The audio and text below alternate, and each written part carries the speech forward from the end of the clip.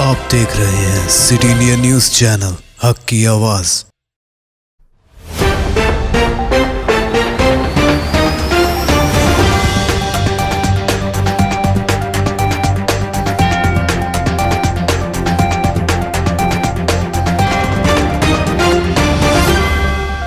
अस्सलामुअलैकुम नाज़रीन, city India news के बैनुल-अक़वामी खबरों के बुलेटिन मंजर आलम में आपका इस्तकबाल है। मैं हूं नौशीन। सबसे पहले देखेंगे हदीस शरीफ। हदीस नबवी सल्लल्लाहु अलैहि वसल्लम,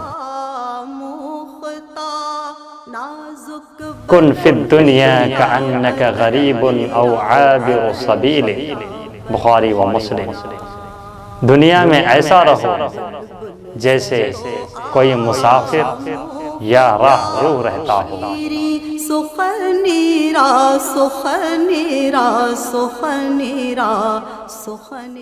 रुख करेंगे आज की तफसीली और अहम खबरों की जानिब। ईरान के supreme leader Ayatollah Ali Khamenei ने अमेरिका की जानिब से जौहरी समझौते को बरकरार रखने के लिए पेश की जाने वाली डील को मुस्तरद कर दिया और कहा कि ये डील एक नज़र भी देखने के काबिल है।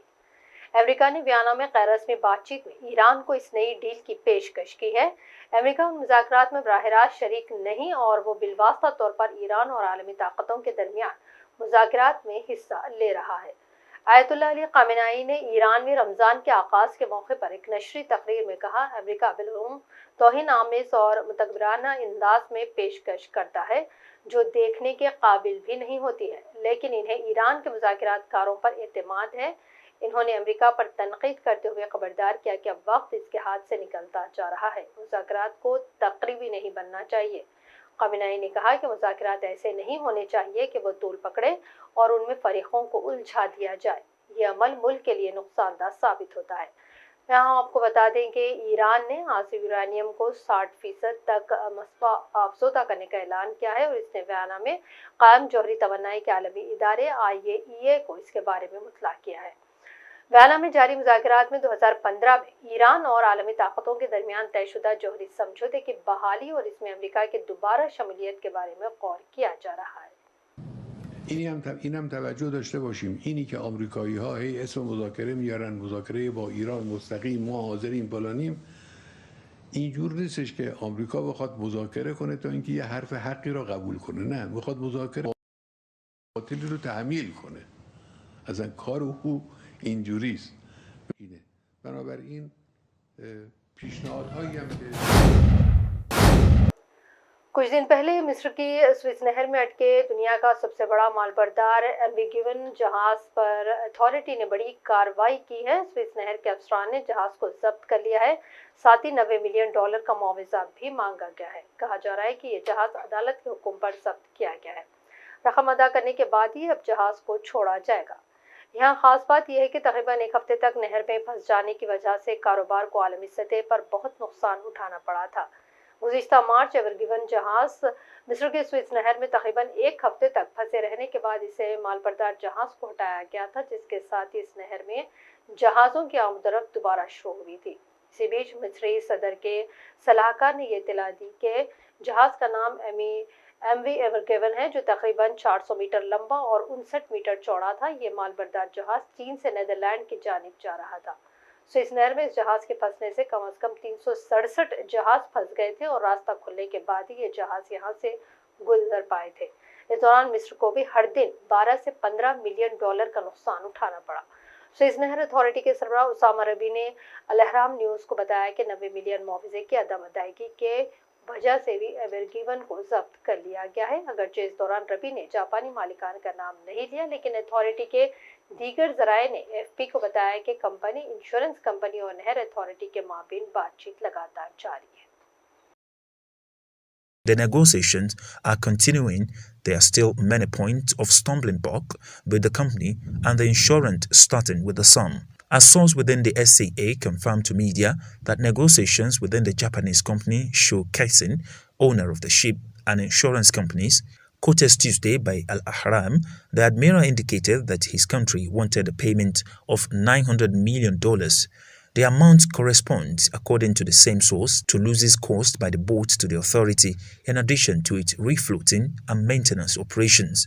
Traffic on the canal, which account for more than 10% of world trade, resumed on March 29 after the ship was refloated with the help of international experts. More than 400 ships had been stranded north and south of the isthmus for 6 days, forming gigantic traffic jams. Flying the Panamanian flag, the ship, which is equivalent to 4 football fields, has since been stationed in the Great Amery Lake in the middle of canal.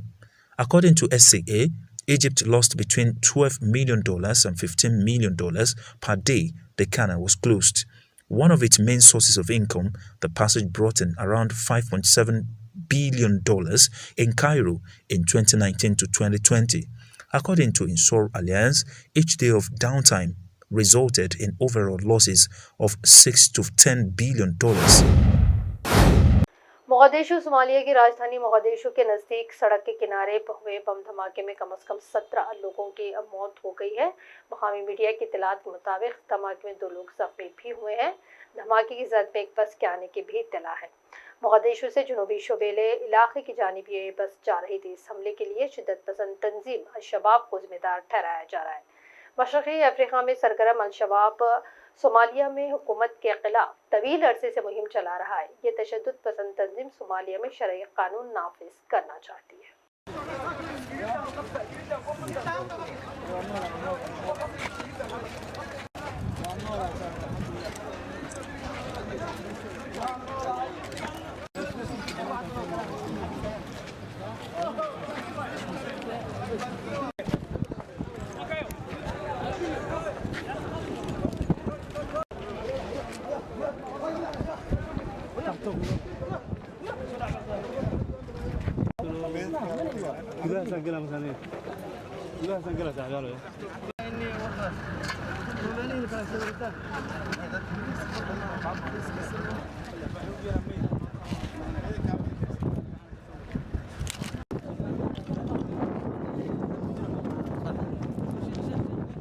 ujeedaan waxa wax u dhaceen meeshan ku dhintay Allah naxariisto muwaadiniin Soomaaliyeed oo 7 qof ah 4 qofna way ku dhaawacantay kadib markii gaari waxyaaba qarxaad iga soo gudbay gaari weyn ah iyo afteen albaabka hore ama derbiga hore ee hoteelka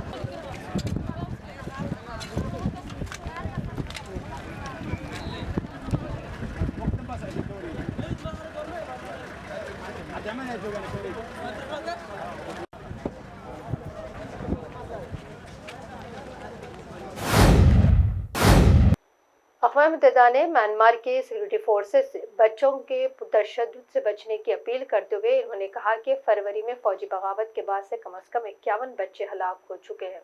Sandra के तर्जुमान Stephen दुजाक ने एक press briefing में कहा कि 13 अप्रैल तक Myanmar के security forces के जरिए कम से कम 51 बच्चों को हलाक किया गया और तकरीबन 1000 बच्चों को मनमानी तौर पर हिरासत में लिया गया है। उन्होंने कहा कि अक़वाम मुत्तहिदा की टीम ने सिक्योरिटी फोर्सेस से भी अपील की है कि वो तशद्दुद से बचें और बच्चों और नौजवानों को नुकसान के रास्ते से दूर रहने की भी अपील की गई है। अक़वाम मुत्तहिदा के मुताबिक म्यांमार की फौज ने 1 फरवरी को सिविलियन हुकूमत का तख्ता पलटा और 1 साल की तवील मुद्दत के लिए हंगामी हालात का ऐलान किया गया और इसके बाद से भी कम से कम 707 अफराद हलाक हो चुके। नाज़रीन, मंजर आलम की खबरों में फिलहाल इतना ही। मज़ीद अपडेट्स के लिए देखते रहिए सिटी इंडिया न्यूज़, हक़ की आवाज़।